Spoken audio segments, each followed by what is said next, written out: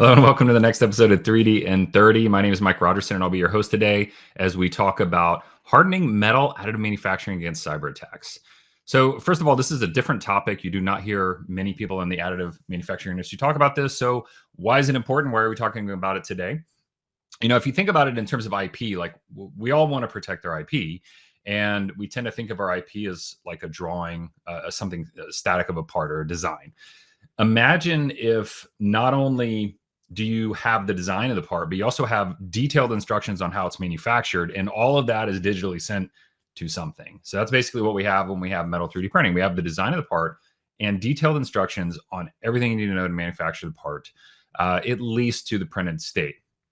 So, as metal AM printers become more and more capable, one of the features that's kind of new that might surprise people is that repeatability is now becoming more common. So before, these printers were used mainly for project work and prototyping, R&D usage.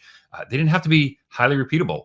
But now that we're moving into more production cases, they are more repeatable. So you've got this combination of your intellectual property going into a printer and having the printer be able to repeatably manufacture these designs globally. So these two things together combine to make hardening against cyber attacks much more critical than it's ever been before. So, you imagine you've got your part, you got the design, you got the information on how to manufacture it. How do you protect all of that? So this is new. It's part of the landscape, and it will be part of the landscape going forward. So it's a great time to be on the show to understand how cybersecurity relates to metal additive manufacturing. To help unpack this new capability, we have Velo3D's Aaron Katske. I'm going to bring Aaron on here. He is our VP of Information Technology at Velo3D. And just as a reminder, this is a live show. We love to get questions. We love to interact with the audience. And so feel free to send in your questions or just say hello. We'd love to get that contact from you.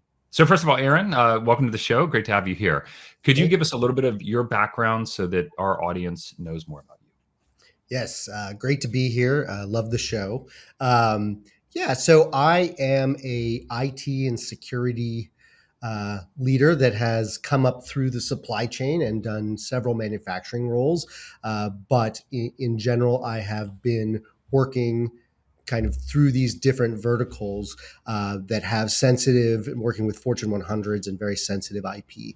And so my background is in not only the infrastructure side and making sure that servers and storage are, but also the applications and the IP and the CAD systems and things like that. Nice. And why is cybersecurity an issue today? Obviously, I touched on a little bit of it, but you're the expert. Can you expand on that a little bit more? Yeah, so I think cybersecurity is the new battlefield, right? You have wars and everything fought on TV nowadays, but there's a constant battle going on out there over security and technology, right? And so it is a huge cost to companies, and it's a huge risk to companies. And a lot of times people don't really consider cybersecurity until something bad happens. It's not a preventative measure. But the truth is that it's extremely costly. The average data breach in 2023 cost a company $9.5 million US dollars, right? And that doesn't even catalog the IP cost down the road of losing a product to a competitor or to a foreign country that's trying to, get that capability for themselves. And who, like we kind of mentioned a little bit about being attacked and the cost of it, but who is being attacked? How does this relate to somebody who's manufacturing? It seems like the two wouldn't necessarily be connected.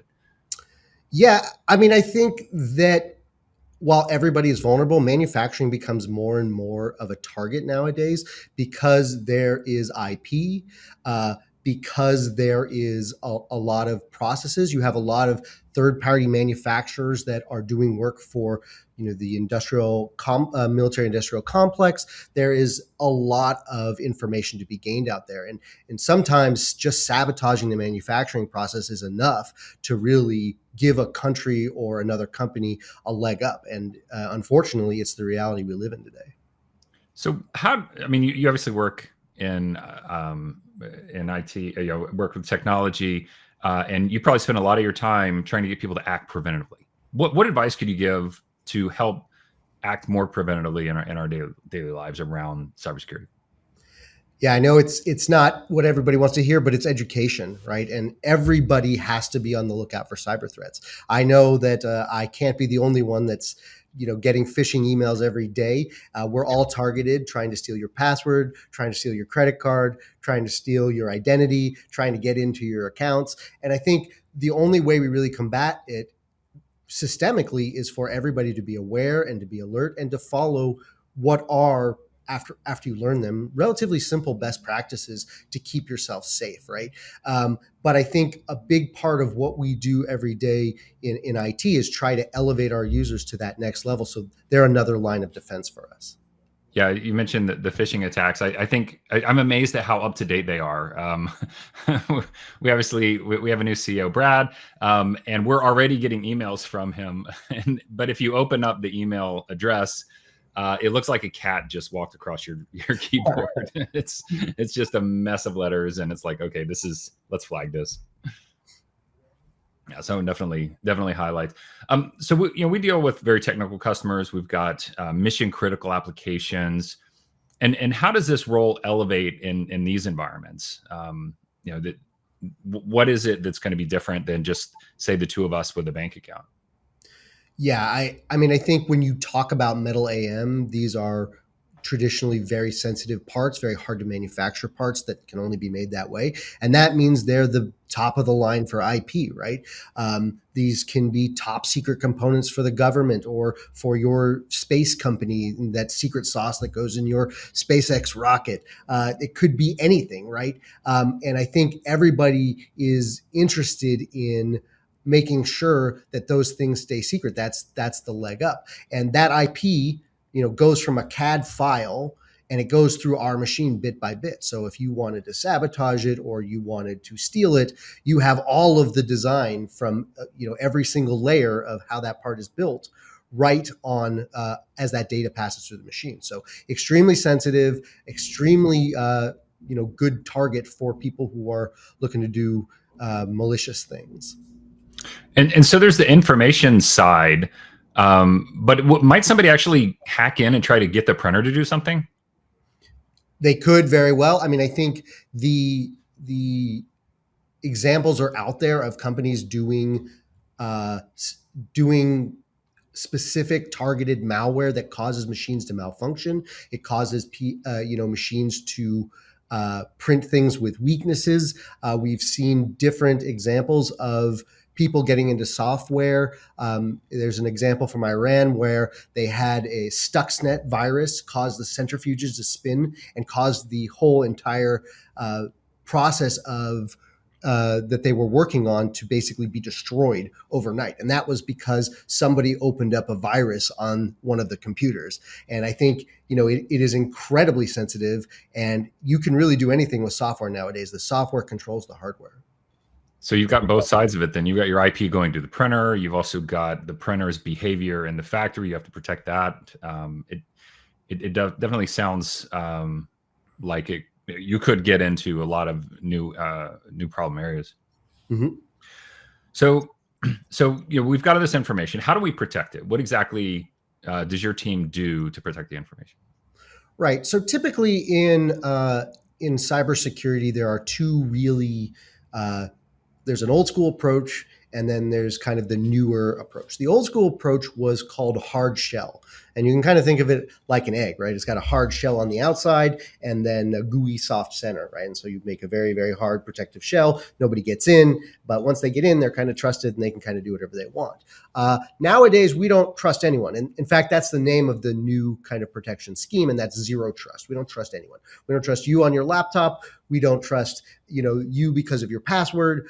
We are really evaluating security at every single level as data or users go through the system, right? And that means that things like metal AM printers, they need to be hardened as well, right? We can't have them be unprotected because the zero trust model says that every single system is defended just in case an attacker gets through that first line of defense. So I think we took a tact of looking at how the best of breed security in the United States is the DoD, the DISA. They have this thing called STIG, and they have a technical implementation guideline. It's called security technical implementation guideline, and it's designed to get best practices in the hands of anybody who wants to work with them or just wants to harden a system in general. And is that essentially what we've got now with these printers, this STIG compliance? Yeah, so the STIG compliance is really about evaluating all of the different things that are going on inside of the printer. Everybody's metal AM printer has their own secret sauce. Ours has ours. And I think our job was to work with the Department of Defense to have them scan through everything that we do in that printer and give us a report back using their tools that says, hey, these are the best practices you're missing, or these are the best practices you're following and you could do better on. And we went kind of item by item through these different guidelines and hardened and changed those settings and did what we could to make sure that printer was as secure as possible and still could print, right? So we don't want to take the functionality away. So that was the goal. And I think it was a very it was a very long and arduous process. Anybody who's ever worked with the government knows that they're not the easiest folks to work with, and there's lots of paperwork to do. But at the end of the day, we had a really great result and a really great team from the Department of Defense working with us that allowed us to really, I think, achieve such a high score. And you kind of imply a little bit here with the high scores that there are levels to this, and that's Could you walk us through sort of what some of these levels are, and then what level are we representing? Yeah, so the levels represent the kind of trust factor that the DoD has in the system that you're putting on. So they have these different levels. The top level that people achieve really is green, and that's what we achieved here. And that's basically says that an average score of all these different tests for all these different components is over 90%.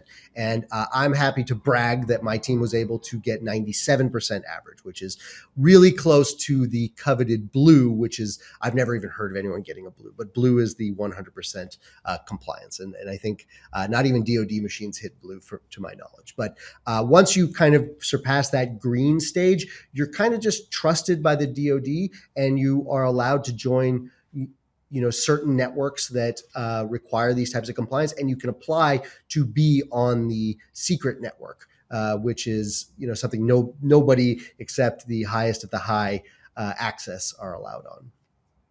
Garrett kind of had a question. I wanted to get to this green level compliance before I asked your question, Garrett. So that's sort of why we put it in here. But can you elaborate on, Garrett asked, can you elaborate on the green level STIG compliance from DoD? Are there any 3D printer companies that are close to receiving the same compliance? I guess we wouldn't know if they're close, but are any of them publicly saying that they're compliant with that? Yeah, so I don't think so. I haven't heard of it. I think STIG is one of these things that makes people, engineers particularly, that are designing these systems very miserable, right? Because it requires us to basically tinker around with how they've written their software or how they've provisioned their hardware. I haven't seen anyone doing it. I haven't heard of any other our competitors even attempting it. And I know for a fact that we were the first, and that was just a few months ago, first to achieve the green level. We're the only metal AM printer. And in fact, the commentary from the DoD was because our scores were so high that they were going to take our feedback into account for actually producing a STIG designed for metal AM, right? Because they don't actually have one. They only have certain pieces, but they're working on a guideline specifically dedicated to metal AM, and we've been working with them to help design that. One of the questions that I think we asked in our internal meeting about STIG is STIG's not static. So once you get compliance, what do you have to do to maintain that? Yeah, it's a good point. I think we talk about threats always evolving. It's like a game of cat and mouse, right? The software vendors patch their product, and then the attackers find a new loophole or a new vulnerability. And so I think we are continuing to monitor those STIG guides, and I think the average is about every 2 years they release an update, or if there's a critical attack, then they will release an update, like an emergency update. But in general, our job will be as part of our support contracts on our printers is to continue to keep that STIG updated and continue to keep it as high as we can. Obviously, what DISA finds as the number one way to secure these machines and these different guidelines is always a question mark, and we want to make sure that the printer works effectively. But at the end of the day, security has to be a prominent discussion in how we design our product going forward. And we have some partners involved in this. Obviously, not us just doing this on our own. Like we use software from other companies that kind of help us do this. Are you able to talk about any of those companies where we're using their products? So I think the two biggest ones are DISA themselves. So DISA releases a tool that allows you to scan and get a score, and so it's kind of. I mean, there are other tools that do it, but really it's the gold standard on STIG testing. And so that tool from DISA, you put it on the computer, it scans it against all the different guidelines that you've selected or that it finds, and then it spits back a score, and then you can kind of translate it into the DoD system for all these compliance levels.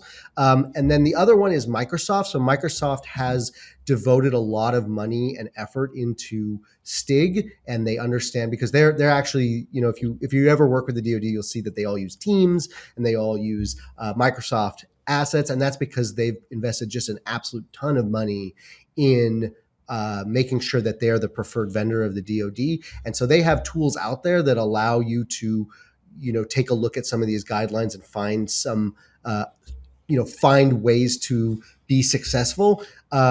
And that was a really big basis for our work, right? So I think we took that Microsoft tooling that they provide publicly and, kind of built it into our own secret sauce to be able to get our printers up to speed. So you've got an environment out there where you've got Velo3D's printers now have STIG green compliance. No other printers that we're aware of have it. How does it make life different for customers? How does this help our customers in doing their jobs? Yeah, I think number one, and I think tactically, it allows you to put your printer on a network and be confident that it is secured in the best possible way today by DoD guidelines, that it will be safe and secure. So you can transfer files in these big, sliced up CAD files. They can be put in without having to walk over with a USB and wait 20 minutes on each machine and things like that. It allows you to, keep those security best practices. And, most of the regulations around USBs are very strict, especially for NIST, which is the other governing kind of compliance that the DoD uses for your company settings. So using that is a very big pain for everybody. The other thing I would say that's really critical is that it really takes that conversation off the table for these companies that are using our product, right? So when they go into these conversations with the military or vendors that are working with the military, they can say that we're STIG compliant and this piece of equipment is STIG compliant. And that's kind of the end of the conversation, because it's a ubiquitous idea that if it's STIG compliant, security really isn't an issue for those machines. Now, obviously, there's lots of other topics for security. It's not the end all be all, but it allows our customers to know with confidence that if they're looking for a government contract, our machine's security won't be the reason they can't get it. And I kind of alluded to it before. As you get more repeatable, you can create a network of these printers. And one of the things that we like to talk about is this idea of a golden print file, where you have this locked, secure file that you could send to any of these printers. And there's some initiatives around the defense industrial base around digitizing everything. And it seems like these two would work really well together. However, if it's not hardened, then it doesn't. That would be the big disconnect. That this seems critical to putting this whole puzzle together. Yeah, I mean, I think the solution right now for just about every situation I've seen is air gapping them. Mm-hmm. And so it's basically like saying you're not allowed to touch anything. It's like a microwave oven sitting over in the corner, and it's not integrated into any business processes. It's not integrated into any security best practices. And like I said, you've kind of basically made it into an appliance that isn't part of your business stream. So I think, having STIG on there allows you to simplify things and continue being secure in other facets of the business and the process for building and manufacturing, and especially as like a vendor that services the government, you can have them come in and do their audits, and just having that compliance gets you out of having to have just another thing for them to look at. Yeah, instead of it being digital, now you've got it digital. Like, you gotta let your fingers do the walking and go and Right. plug these drives in and unplug these We drives. call that sneaker net. You have the internet, you have sneaker net, where you walk over in your sneakers and go plug in the USB drive. Nice. So you kind of mentioned a little bit about what you would have to do if you didn't have STIG and the air gapping. What are the other implications of not having STIG, of trying to get a printer set up at one of these facilities? Yeah, I mean, I think the government is one of these entities that is, I like to use the term glacial. And glacial is, it's very slow, but it can move mountains, right? And so I think getting the government to come in and getting them to be part of what is already a very long bid practice to add this on top, it's arduous, right? And in a lot of ways, you're probably going to know about these best practices you're going to have to pull off anyway, and all these other processes you're going to have to put in place because the machine you're working with doesn't comply with their guidelines. And sometimes that can cost you a deal, right? Just in the timing alone, that you can't get to the place they want you to be. There is a whole process that we had to take with explanations and things like that. It's even worse if you're trying to get a waiver and get past these kind of compliances. And so at the end of the day, that's a lot of work on lean teams, especially. And if you're trying to get a contract away from these folks that have hundreds and hundreds of compliance people, you're really in trouble, right? Because they have done this, they have the expertise for it. But smaller companies that want to try and get these contracts, they can't afford neither the time nor the effort, nor do they have the expertise to go and pull that off and answer all the questions that the government wants. Well, and just the day-to-day operations seem kind of silly. Here you got this multi-million-dollar piece of equipment. It's representing state-of-the-art in manufacturing, and yet you can't even plug it up in the network. You got to go plug in a USB drive in order to load your files. Like, it just seems so backwards. Yeah, I think the problem is that there's so much worry, like we talked about in the beginning, about the IP and how much is going in there, that they would rather, if it's not compliant and it's not secured, they'd rather just keep it off the network in this air gap, because it's too much risk, right? And so the compliance people come around and they go, no way, man, we're not interested in our IP going through a machine that isn't secured. And I think that's part of the conversation we wanted to be having, is that we didn't want security to be the reason that you can't be successful with our machine, right? And I think when you integrate the supply chain with these different networks and getting on it, you have a huge vector for attacks, right? And so people can, once you put it on the network, anybody who wants to get access from anywhere in the world can probably get to it in some way. So it really makes it arduous for the IT and security teams. And you mentioned vectors, and I am curious about this. Like, how would somebody, what is a vector, first of all, and then how would somebody go about actually using it to do something with these printers or with the IP? Yeah, so a vector in our security jargon is basically a way that somebody can attack, right? And so you might have a vector around persons, right? So that's your phishing email. They send you an email, you go and you type in your password into a website, and so you are the vector, right? Another one may be that there's a exploit inside of the firewall, and so that they can directly attack that exploit because you didn't patch your firewall, and that's another vector, right? And so these we consider different ways, and they're kind of covering all your bases, is trying to minimize those vectors, right? Because the less amount of angles that they can attack you from, the I wouldn't say easier, but the better of a chance you have of defending yourself, right? The smaller opening they have to attack you. And I mean, obviously, we're talking about the DoD here, but you've been having conversations with other customers who are not necessarily DoD, and they're also heavily interested in this capability.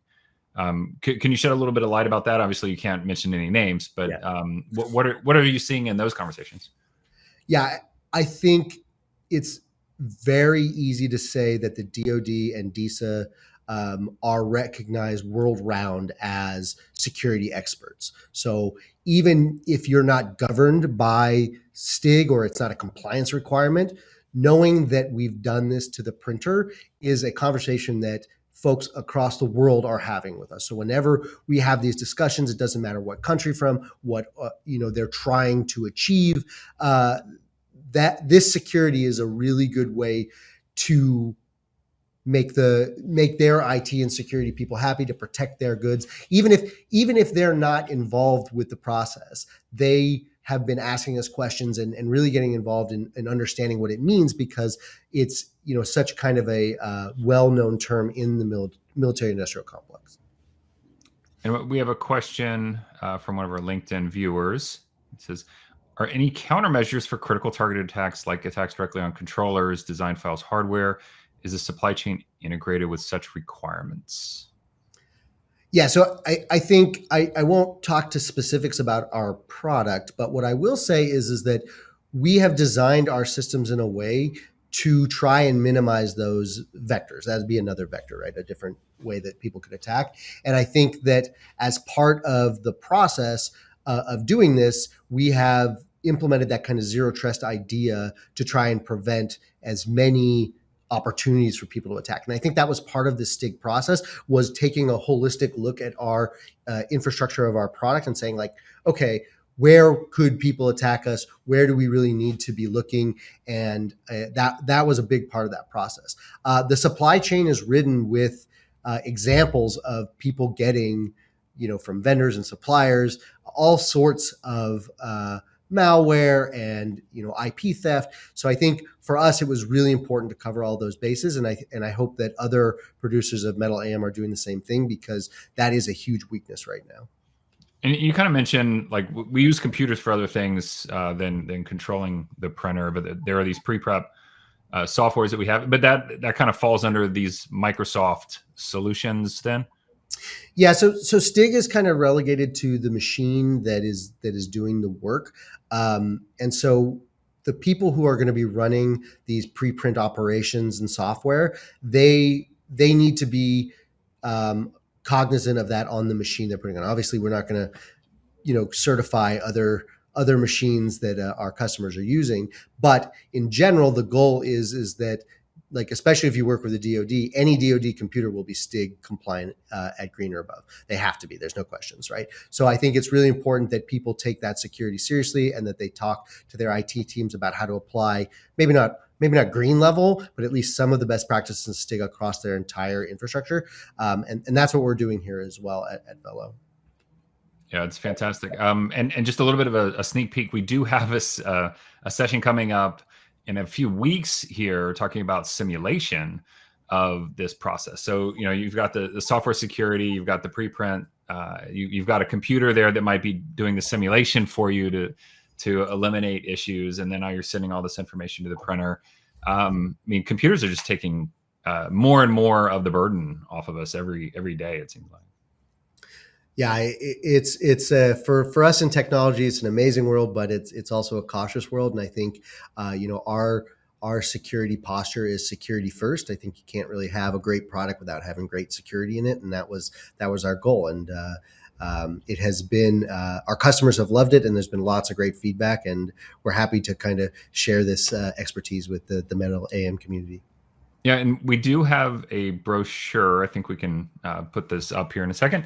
If you're interested in learning a little bit more about our solutions for defense, we have recently updated this brochure, Ensuring Warfighter Readiness, with information around STIG. So it's got both. We also have a one-pager on STIG. If you've seen our LinkedIn and you follow us on LinkedIn, you've probably seen a lot of that information as well. So, but Aaron, I want to turn it over to you for closing thoughts, and if you have any final things, and I'll take one look here at the questions before we close. But what do you have for closing thoughts right now?